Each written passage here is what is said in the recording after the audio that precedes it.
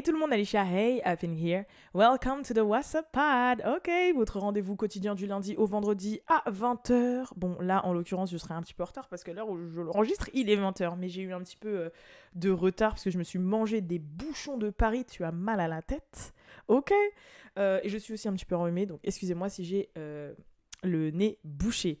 Au programme aujourd'hui, rien de bien méchant, hein, mais quand même des petites news assez sympathiques. Donc la toute première news, en fait, c'est que Doja Cat, cette année, elle a fait une interview en fait avec le magazine Variety. Je sais pas si vous avez vu le shooting passer, mais en fait c'est un shooting assez type gothique et tout.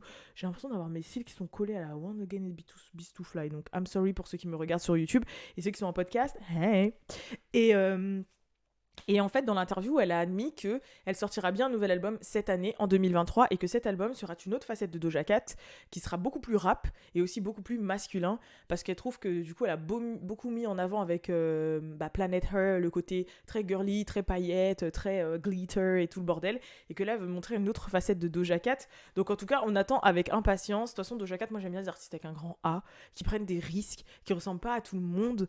Donc voilà, et encore une fois, comme je vous ai dit, moi, vous savez que Doja Cat, je la suis depuis énormément de temps, depuis So High, je crois que c'était en 2014 si je dis pas de bêtises, So High, donc voilà quoi, ça fait 8 ans, voire 9 ans que je la suis.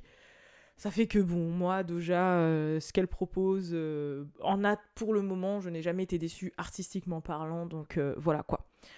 Deuxième sujet dont je voulais vous parler, c'est une fameuse rumeur comme quoi Glorilla ferait partie des Illuminati, donc en fait, c'est à la suite d'une photo qu'elle a faite où elle pose comme ça, voilà, avec des bagues et tout, et parce qu'elle a des grosses bagues qui sont marquées, où c'est marqué Glorilla, un truc comme ça, ou Big Glow, je crois, et où elle montrait qu'un œil. Et vous savez que dans les codes des complots et tout de Illuminati, tu montes ton œil, tu caches ton œil, tout ça, tout le bordel. Et du coup, les gens ont commencé à dire ouais, ça y est, Glorilla, elle fait partie des Illuminati et tout. Et elle a répondu. Et moi, ce qui me tue, c'est Glorilla, c'est une vraie américaine de la rue. Elle est sur Facebook. Parce qu'il faut savoir que là-bas, aux États-Unis, ils sont encore beaucoup sur Facebook. Genre les amis de Balou et tout, même sa famille adoptive là-bas, des États-Unis, tout ça. Ils sont sur Facebook à la mort. Mais les jeunes, hein, genre vraiment, genre en mode ils ont 20 ans, ils sont sur Facebook. Et donc elle a répondu, elle poste des statuts Facebook. Et elle a répondu en disant ouais, tu devrais t'occuper de tes affaires et tout, lui dire des conneries, je peux pas montrer mes bagues tranquille. Et en fait c'est parce que comme je vous dis, elle avait mis des bagues, donc pour les mettre en avant, elle a voulu poser d'une manière, façon. Et les gens ont dit ouais, Illuminati. Mais sa réponse elle m'a fait rire, tu vois. Mais du coup, je savais pas que c'était encore aussi présent ce côté-là. Après, je crois que... Parce que ça a été la mode pendant une période. Genre à la période Beyoncé, Lady Gaga, Sasha Fierce, la période téléphone, Rihanna, Disturbia, tout ça. Ils sont sur YouTube là, c'était beaucoup, hein. Et en plus, ils aimaient trop mettre le son... le son qui fait peur là. Vraiment le truc, genre l'apocalypse arrive demain, regardez et tout, genre voilà. Mais là, c'est vrai que peut-être qu'avec l'avènement de TikTok, et je sais qu'il y a plein de gens qui font des TikTok sur ça, ça a un petit peu revenu et tout. Après, je peux comprendre qu'il y a quand même des trucs un peu bizarres. Genre, par exemple, là, le dernier shooting de Doja Cat, comme par hasard, elle pose avec un serpent.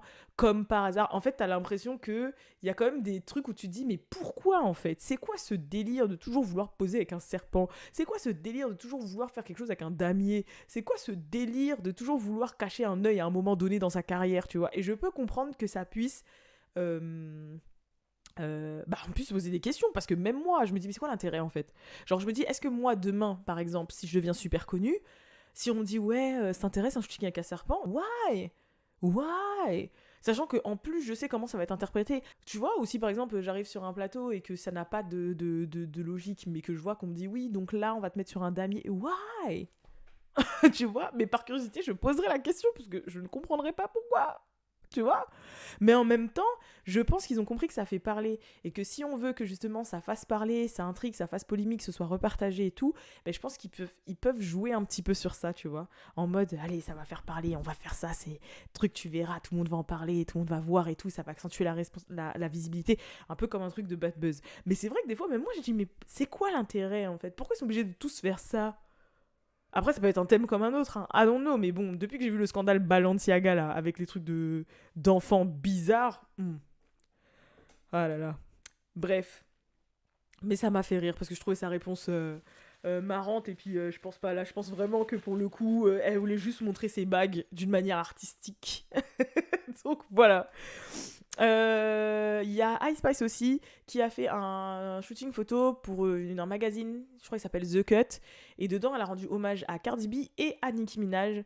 Donc il y a une photo où en fait elle est dans une chambre et il y a plein de posters de légendes, de rappeuses et tout, et il y a en poster Invasion of Privacy.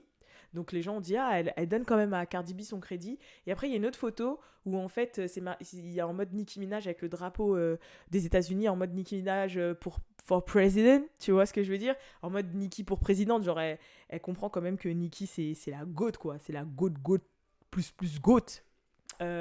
Donc c'est vrai que les gens ils l'ont quand même pris assez sympathiquement et c'est pour ça que même moi je me suis dit est-ce que Ice Spice ne serait pas enfin la Suisse? Tu vois, est-ce que ce serait pas celle qui représente la Suisse entre dans cette guerre de Barbs contre Bardi Gang? Désolée.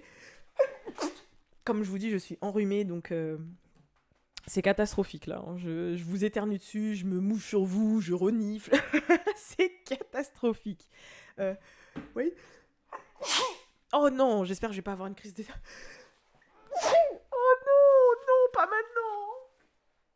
Ah, pas maintenant, please. Pas de crise d'éternuement now, je suis déjà en retard. Oh purée, jusqu'à ça décolle mes cils et tout.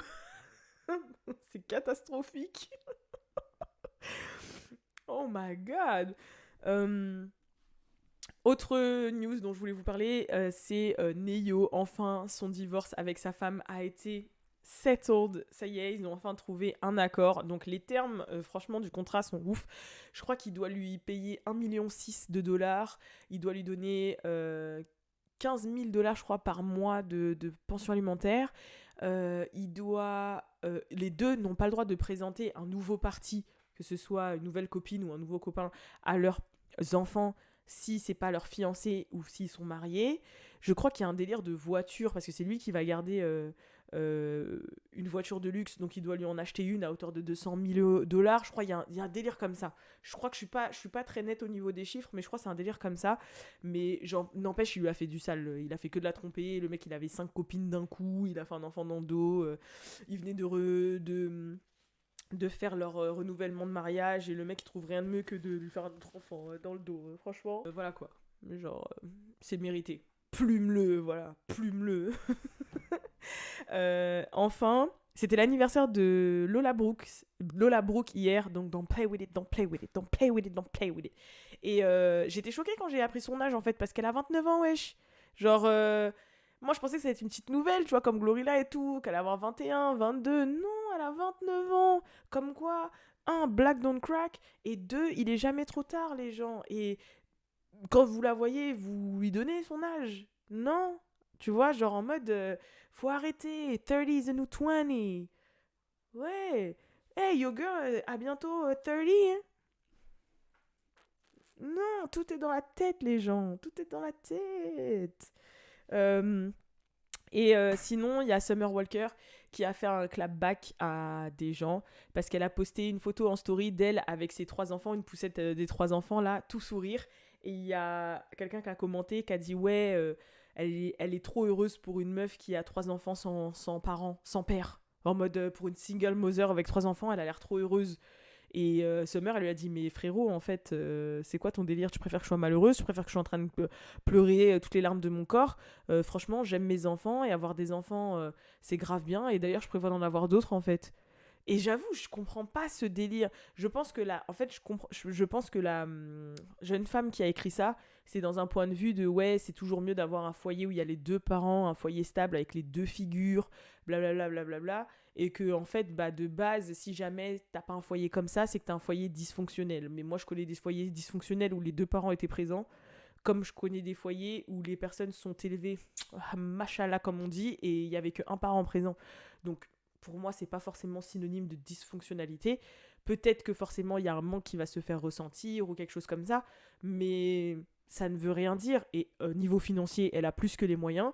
De ce que j'ai compris, à part ce con de London on the Track, le père de ses jumeaux qui est aussi le père de cœur de sa fille, est présent, les aime, les éduque. Donc je ne comprends pas en fait ce que la personne a voulu dire. Et c'est vrai que la manière dont elle répond, en mode ça veut dire quoi? Tu préfères que je sois en train de pleurer en fait? Tu préfères que je dise que je me flagelle et que je me dise j'ai niqué ma vie, la vie de mes enfants, c'est atroce. Je comprends pas les gens. Je comprends pas. Attendez, j'arrive pas à attraper. Je voulais prendre d'autres mouchoirs parce que celui-là il rend l'âme. Mais de toute façon, je vais devoir rendre l'antenne parce que it's not gonna be possible right now. Mon mouchoir commence à ne plus pouvoir être viable et je veux pas morver sur vous. Et comme j'ai la crève là. Mais en tout cas, voilà, ça m'a fait plaisir. Je suis un peu en retard, my bad. Mais voilà. Donc je pense même pas qu'il y aura d'insert sur ce podcast parce que sinon, si jamais j'en mets, vous n'allez même pas l'avoir pour 20h30 quoi. Parce que l'heure où je vous parle là, il est 20h23. Ça va être compliqué. Bref, en tout cas, je vous fais de gros bisous et je vous dis à la prochaine pour le prochain What's Up Pod. Peace.